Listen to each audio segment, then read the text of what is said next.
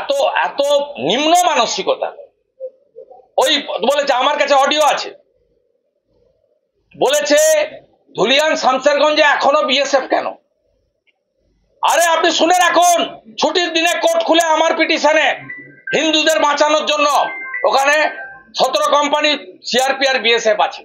আপনি ডিএম কে বলেছেন মুর্শিদাবাদের মালদার যে ওখানে এখনো বিএসএফ কেন? 50 কিলোমিটার দূরে জুড়ে বিএসএফ কেন ভিতরে ঢুকে দাদাগিরি করছে? বাংলাদেশ থেকে ধর্ম পালনের জন্য যে হিন্দুরা এসেছে, তিনি উত্তর 24 পরগনার ডিএম কে কোর্ট করে বলেছেন তাদের নাম যেন ভোটার লিস্টে না ওঠে। আমি সোশ্যাল মিডিয়াতে দিয়েছি, আমার ভেরিফাইড এক্স এবং ফেসবুক গতকালই, আজকে আপনাদের সামনে আমি বলে গেলাম, আমার কাছে রেকর্ডিং আছে।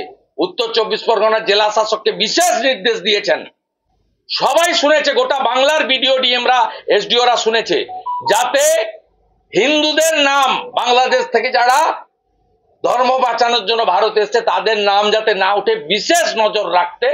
This is our chief minister. রাষ্ট্র বিরোধী, হিন্দু বিরোধী